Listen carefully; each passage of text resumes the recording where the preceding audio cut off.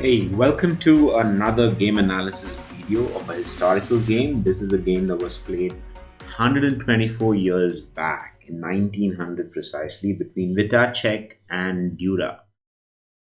Isn't that wonderful about chess to be able to travel back in history and see how things unfolded in various games? I don't think there are many other subjects where you could do it with such precision.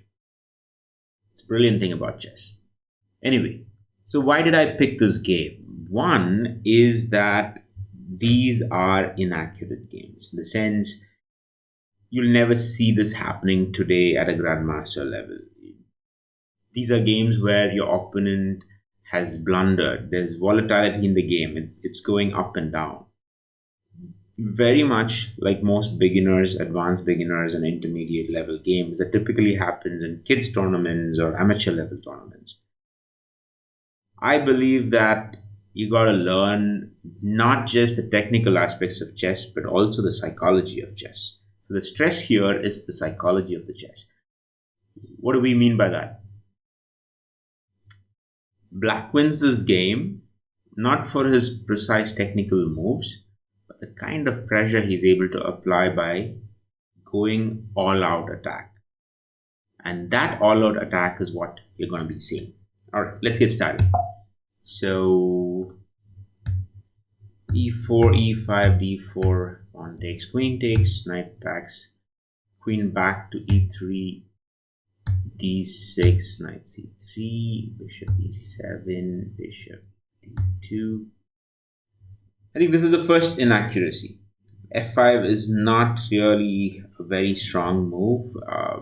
If white plays bc4, starts attacking black's king side, it might actually be pretty tough for black to play the game because the central attack he won't be able to castle king side, and castling on the queen side might take some time for the lack of space because the queen first needs to get out and it's not natural, it has to be a forced move.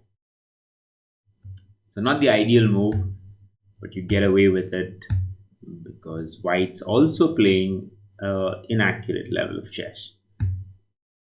So pawn takes, knight takes it back, queen takes it, castle on the king side, and immediately an attack. So castling king side without many pieces out there, allowing white to develop, and especially when white has castled queen side, is strategically flawed. And you'll see that in the way the king side gets pummeled.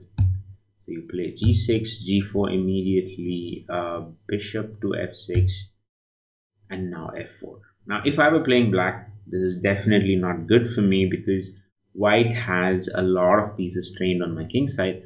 The only flaw that white has right now is not developing the knight.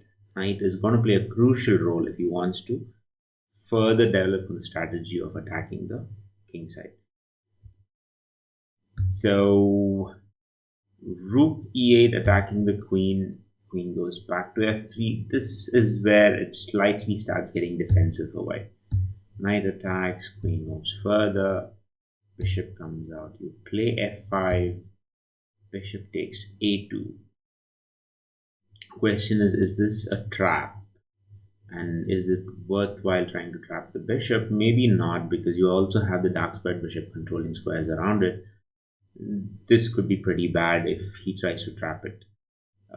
He should have figured out that the a2 pawn was at risk and probably moved the king. That would nullify, and most modern players would probably do it today. But Dura didn't do it Vitasek didn't do it, and Dura took complete advantage of it. Pawn takes g4. Now this is also something which is a little tricky. Do I need the pawn push? Why don't I take the g6 pawn straight away? So maybe bishop taking g6 might have been better. Bishop h8, bishop takes g6, rook e2. Well, this might look like a brilliant tactic. It's not. The tactic here is that if knight takes, then it's a check with a fork to the queen. But this is the kind of trivial tactics that typically you'd see in beginner games. It's almost like wishful thinking that your opponent would do something, which obviously he wouldn't do if he were to even put in a little bit of thought. But we still Now try our best in wishing that our opponent would turn into an idiot and do this. But that usually doesn't happen in professional chess games. So this is the kind of tactics that you typically not see at a high level of chess. But it creates a certain flutter. So at the psychological aspect of it, it definitely kind of puts White on the defensive. He needs to be more hyper aware in order to win this game from here on. But this is definitely a blunder from where White can actually take advantage of. To give you one example, the whole idea is hinged on Queen being on G3.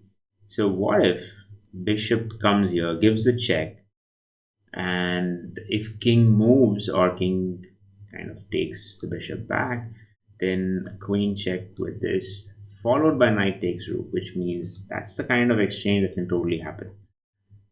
Anyway, now getting back to our game, Queen H4, Queen E2, E7, Queen H3, coming in close but unable to find any square for a checkmate because Black has kind of everything covered here.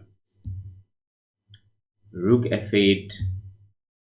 Now here's the challenge. He cannot take this even now. He could have, but he chose to move this. And this is where you would see the pressure acting up. Now, while White is attacking, Black is attacking too. There are too many pieces kind of trained on White's king. And this is where the kind of blunders that you see typically emanate.